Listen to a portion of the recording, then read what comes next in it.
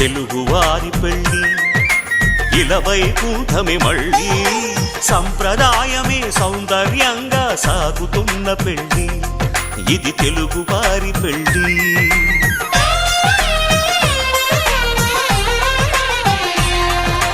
తెలుగువారి పెళ్ళి ఇలవైకుంఠమే మళ్ళీ సంప్రదాయమే సౌందర్యంగా సాగుతున్న పెళ్ళి ఇది తెలుగువారి పెళ్ళి ఒకరికి ఒకరని అనుకుంటే అదే నిశ్చితార్థం ఆ నిర్ణయానికి తలవంచడమే పెళ్ళి అంతరార్థం శతమానం భవతి అంటుంది శ్రావణ మాసం శ్రావణ మాసం శ్రావణ మాసం